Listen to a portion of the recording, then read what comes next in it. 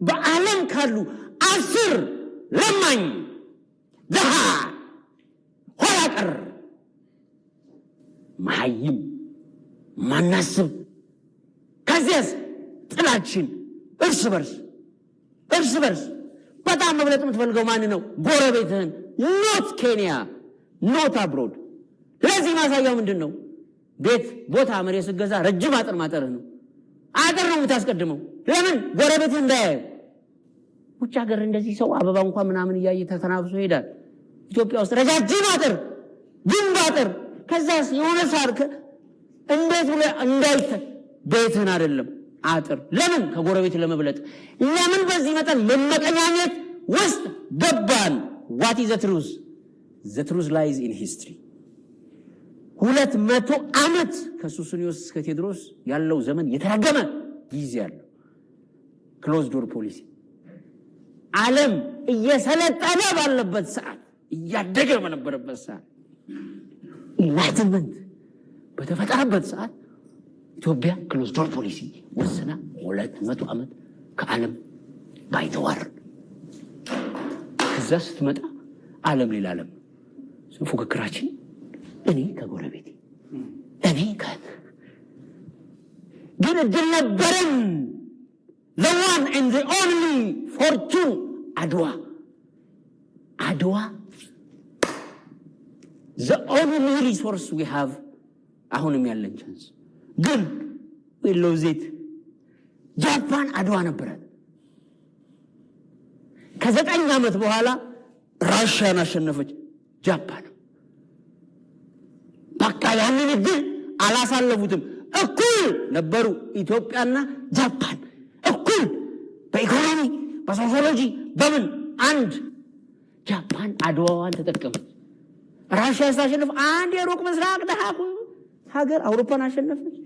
ኢትዮጵያ ስታሸንፍ አንድ የአፍሪካ ደሃ ኢትዮጵያ አውሮፓን አሸነፈች። እኩል ከዛስ ጃፓን ይሄንን ሬቶሪክ ሰሩለት። 1905 ነው እነሱ ያሸነፉት፣ የኛ 96 በፈረንጆቹ 88ቱ ማለት ነው። ተቀራራቢ ጊዜ 04 እሺ ይሄ ነው ክርክራችን። 04 05 ከዛ ኢትስ አሜዚንግ። ይሄን ድል ምን ያደረገች? ቀየረችው።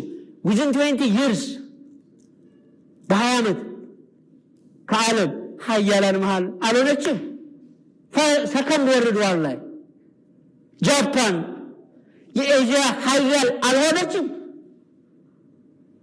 ኢትዮጵያስ መርዝ ጋዝ እንትና መጥቶ በየቤቱ ምናምን አጨሰብን፣ ወረረን፣ አቃጠለን። this is the difference።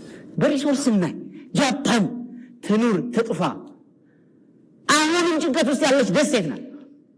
200 ሚሊዮን የሆነ ምናምን ሚሊዮን እንዴ ተፋፍጎ የሚኖር። ኢትዮጵያስ ጎበዝ። አንድ ዘፈን ሰማሁና የምሬን በራሴ ተረጎምኩትና ተጽናናሁበት። ምን ነው? የቴዎድሮስ ታደሰ በከተማው በሀገሩ እና አቦሱ ዘፈን በጣም ይሁለስንኛለሁ ማለት እንዴት ነሽ ምናምን ነገር ነው የሚለው ማለት እና ተመቸኝ። ኮምፕሊትሊ ሰብጀክቲቭሊ ነው አንደርስታንድ ለማድረግ የሞከርኩት። አገሪቷ ሰው እየፈለገች እንደሆነ አድርጌ ነው ያሰብኩት ዘፈን። አገሪቷ ማለት ግዑዟ ማለት ግዑዟ እየጠየቀች ነው። ስለዚህ የሆነ ሀገር ፍለጋ ማገላበጥ ያስፈልግ ይሆን? ይሄ ህዝብ ይሆን ግዑዙ የሚተነፍሰው የሚያወራው የሚናገረው ይሆን ግዑዙ ወይንስ ግዑዙ ነው? ያው we have to ask ሀገር ምንድነው ትልቁ ጥቅሙ? ባይዘው ለምሳሌ ሀገር ለምን ያስፈልገኛል? we have to ask ሀገር ለምን ያስፈልጋል? ምን የሀገር ጥቅም? ምክንያቱም አሁን ልባችን ውስጥ ባለው እውነት 100 ሺህ ብር ወይ 200 ሺህ ብር እጁ ላይ የተሰጠው ሰው ምንም መረጃ አሳልፎ አይሰጥም ወይ ብለን ብንጠይቅ አረባ ካልሰጥም ነው ካልተወሻሸን በመሆን ዓለም ውስጥ ማለት ነው። ሲምፕል ነው። የሀገር ትልቁ ጥቅም ባይዘው ወይ ለራስ ነው። ይሄ ደጀን ከሌለ